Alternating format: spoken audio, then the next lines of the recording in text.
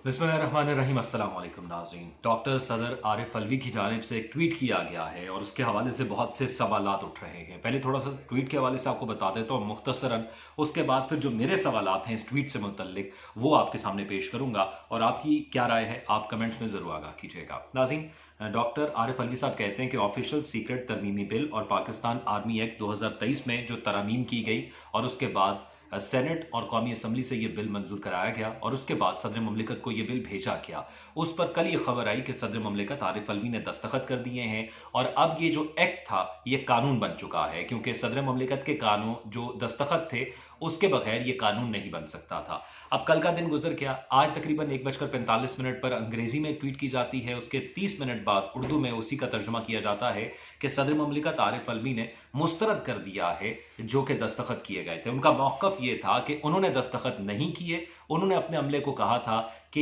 ये जो दस्तावेज़ात हैं वो इनसे सहमत नहीं हैं, वो मानते नहीं हैं जिस किस्म का बिल ये पेश किया गया है। वो चाहते हैं कि इसमें मज़ीद तरमीम की जाए और ये बिल जो है वापस भेज दिया जाए। और उन्होंने कहा कि बार-बार मेरे अमले को कहने के बावजूद मुझे ये कहा गया कि बिल वापस भेज दिया गया है, लेकिन बिल मेरे ऑफ़िस के अंदर मौजूद था और अब इस पर दस्तखत कर दिए गए हैं। अब ये वाज़ेह नहीं है कि वो ये कह रहे हैं कि किसी ने फेक दस्तखत किए हैं उस बिल पर और उसके आखिर में अगर ये सब बातें की तो उम्मीद की जा रही थी कि शायद वो ये लिखेंगे कि वो इसके खिलाफ कानूनी कार्रवाई करेंगे, लेकिन उनके ट्वीट के जो आखिरी अल्फाज थे उससे ऐसे लगा कि वो तस्लीम करते हैं जो बिल पास हुआ है उसको और अब वो माफ़ी मांग रहे हैं कि जो इससे मुतासर होंगे। अब इससे मुतासर कौन हो रहा है बिल से नाज़रीन? 15 अगस्त को पाकिस्तान के अंदर एक मुकदमा दर्ज किया जाता है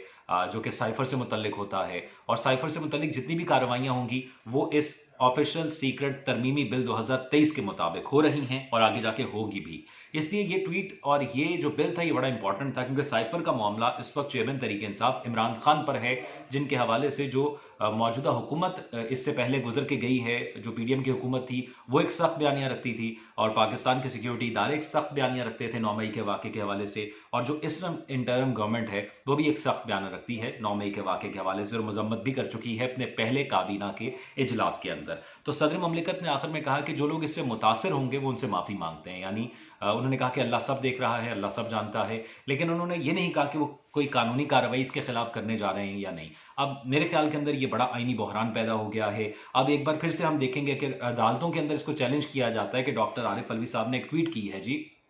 उसमें उन्होंने कहा है कि उन्होंने दस्तखत नहीं किए और ये बिल अगर अब अदालत में लेके जाया जाता है तो फिर पाकिस्तान के जो मेन इदारे हैं जिसमें पार्लियामेंट है, अदलिया है, वो एक बार फिर आमने सामने होंगे, क्योंकि इस बिल के हवाले से दोनों ऐवानों के अंदर से पेश किया गया, पास करवाया गया और फिर सदर ममलिकत का कल आया कि उन्होंने दस्तखत किए हैं। अब इसका प्रोसीजर क्या होता है? कोई भी बिल जब आता है सदर ममलिकत के पास तो 14 दिन के लिए वो वहाँ पर मौजूद होता है। 14 दिन के अंदर उन्होंने उस पर या तो दस्तखत करने होते हैं और अगर दस्तखत नहीं करते तो जो पार्लियामेंट सेक्रेटेरिएट है वहाँ पर मेरी कुछ लोगों से बात हुई, उन्होंने कहा कि वो ऑटोमेटिकली बिल बन जाता है और 14 दिन के अंदर सदर आरिफ अलवी ने इस पर दस्तखत करने थे या फिर अपने जो तहफ़्फ़ुज़ात थे उसका एक नोट इस पर लिखकर इसको वापस भिजवाना था कि मुझे लगता है कि इसमें ये चीज़ें होनी चाहिए और फिर वो दोबारा मुतल्लिका पार्लियामेंट के अंदर जाता है, मुतल्लिका कमेटी के अंदर जाता है और फिर उसको देखा जाता है। और अगर 10 दिन 14 दिन का जो एतराज़ होता है उसके बाद वो जो एतराज़ात हैं उसको दूर करके या जिस भी तरीके से दोबारा वो बिल भेजा जाता है तो फिर 10 दिन मज़ीद होते हैं सदर के पास।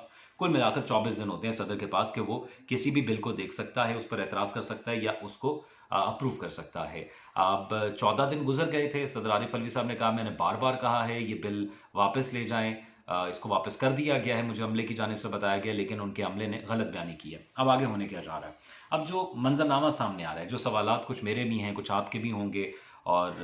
कानूनी माहिरीन से मेरी भी बात हुई है, आपने भी मुख्तलिफ जगह बात की होगी या सुना होगा या पढ़ा होगा या देखा होगा कि अब क्या हो सकता है। अब क्योंकि कुछ कानूनी माहिरीन कह रहे हैं क्योंकि सदर ममलिकत जिनके दस्तखत से यह कानून बनना था वो जब कह रहे हैं कि मैंने इस पर दस्तखत नहीं किए तो इसकी कोई कानूनी और आईनी वैल्यू इस कानून की नहीं है। यानी मैंने आप बात की थी एक कि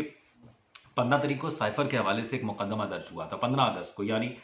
इस 15 अगस्त को, और इस 15 अगस्त को जो साइफर वाला मुकदमा दर्ज हुआ उसमें चेयरमैन तहरीक इंसाफ और साबिक वज़ीर आज़म इमरान खान को नामज़द किया गया और साबिक वज़ीर ख़ारजा शाह महमूद कुरैशी को नामज़द किया गया। यानी ऑफिशियल सीक्रेट जो तरमीमी बिल था, इसके नाम से ही लगता है कि कोई भी ऐसा ऑफिशियल सीक्रेट जिस पर आपकी ये जिम्मेदारी हो कि वो किसी को नहीं पता होना चाहिए, स्टेट का सीक्रेट है, वो अगर किसी को पता चलता है या वो लीक होता है या वो गुम होता है तो उसका मुकदमा आप पर होता है। ये ही तरमीमी बिल था जिसके हवाले से तहफ़्फ़ुज़ात थे और पीटीआई में ये कहा जा रहा है कि ये बिल उनके खिलाफ इस्तेमाल करने के लिए लाया गया है। अब इस 15 तारीख को ये केसेस होते हैं, फिर जैसे ही ये खबर आती है कि ये बिल मंजूर हो गया है, सदर ममलिकत ने इस पर दस्तखत कर दिए हैं, तो इसमें 3 गिरफ्तारियां लाई जाती हैं। 2 गिरफ्तारियां आपको बताई जा रही हैं, तीसरी गिरफ्तारी जो सबसे अहम है वो नहीं बताई जा रही क्योंकि वो शख्स ऑलरेडी गिरफ्तार है। वो है चेयरमैन तहरीक इंसाफ इमरान खान, जो कि ऑलरेडी एक मुकदमे के अंदर 3 साल की सजा उनको हुई है और वो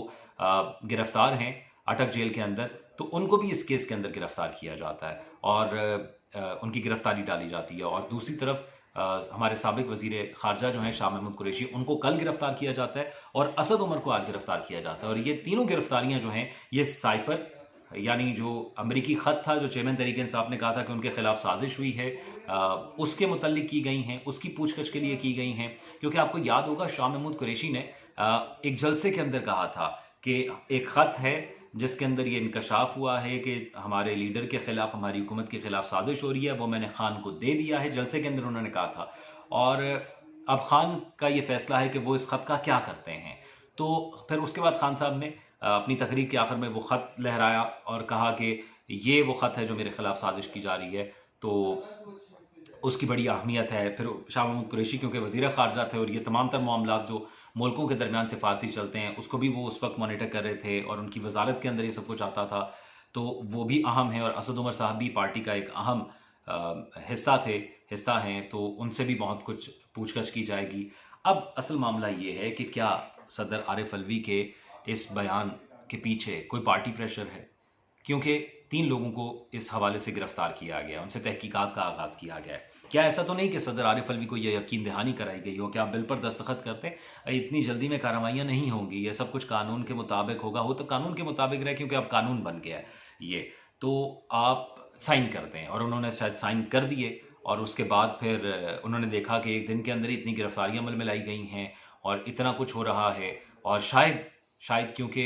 वो पाकिस्तान के सबसे आला मनसब पर फाइज़ हैं, सदर ममलिकत पाकिस्तान हैं और लाज़मी बात है शायद चेयरमैन तहरीक इंसाफ इमरान खान ने उनसे भी साइफर के हवाले से मुशावरत की हो। तो ये भी हो सकता है कि सदर आरिफ अलवी पर भी ये एक्ट लागू करने की सोची गई हो, उनको ये पता चला हो तो उनकी जानिब से फिर एक ट्वीट किया हो गई, मैंने तो भाई ये किया ही नहीं है। और एक ये भी अफवाह चल रही है कि शायद डॉक्टर आरिफ अलवी साहब इस्तीफ़ा देने जा रहे हैं, उसकी बुनियाद उनकी जानिब से बनाई गई है। लेकिन अगर ये बुनियाद बनाई गई है तो पाकिस्तान के आईन और कानून के साथ बहुत बड़ा मजाक किया गया है। अगर ये बुनियाद बनाई गई है और वापस अपने वोट बैंक को हासिल करने के लिए या वापस अपनी पार्टी के अंदर आने के लिए ये कहा गया है कि मैंने तो इस पर दस्तखत नहीं किए थे, क्योंकि अब पीटीआई के खिलाफ जो सबसे संगीन कार्रवाइयाँ कानूनी तौर पर होनी हैं वो इसी ऑफिशियल सीक्रेट एक्ट के तहत होनी है। और पाकिस्तान क्योंकि आर्मी एक्ट, वो तो आर्मी के हिसाब से है, जो उनके अंदर एक कानून था उसमें तब्दीली की गई है, लेकिन ऑफिशियल जो सीक्रेट एक्ट है इसके खिलाफ, इसके तहत जो है वो कार्रवाइयाँ की जाएंगी। तो शायद वो ये प्रेशर हैंडल नहीं कर पा रहे और जो तनकीद पार्टी के अंदर से उन पर हुई होगी कि आपने एक ऐसे एक्ट पर दस्तखत किए हैं जिससे पार्टी ख़त्म करने के लिए कहा जा रहा है, सोचा जा रहा है, आपने बुनियाद बना दी इस पार्टी को, अगर ये ख़त्म करना चाहते हैं या मेन लीडर्स को इमरान खान से हटाना चाहते हैं तब वो इस एक्ट की आड़ में उन्हें कहेंगे कि आप पीटीआई छोड़ें। तो ये भी चल रहा है और ये भी कहा जा रहा है कि शायद सदर आरिफ अलवी साहब क्योंकि इस्तीफ़ा देने जा रहे हैं और इस्तीफ़ा देने के साथ साथ वो ये सोच रहे हैं कि इसकी एक बुनियाद बनाई जाए और उस बुनियाद के अंदर फिर उन्होंने ये सोचा कि क्यों ना हम अपनी पार्टी का एक मौक़िफ़ सामने रखें और मैं अपना एक मौक़िफ़ सामने रखूं कि भाई देखो मैं तो ख़िलाफ़ था इसके, मेरी बात नहीं मानी गई, अब मेरा इस मनसब पे रहने का कोई फ़ायदा नहीं है, मैं इस्तीफ़ा देता हूं। और फिर आके अपने आप को जस्टिफाई करेंगे, देखें जी मैं तो बड़ी कोशिश की थी लेकिन जो हमारे खिलाफ कार्रवाइयाँ हो रही थी मैं उसको जस्टिफाई कैसे कर पाता, इसलिए मैंने इस्तीफ़ा दे दिया। अब बहुत से सवाल आते हैं। डॉक्टर आरिफ अलवी साहब अगर अपनी ट्वीट में ये लिखते कि अब वो आगे क्या करने जा रहे हैं तो ये बड़ा अहम था। अब जब तक उनका बयान नहीं आता मज़ीद सवाल उठते रहेंगे। आप अपनी राय से ज़रूर आगाह कीजिएगा। अल्लाह हाफ़िज़।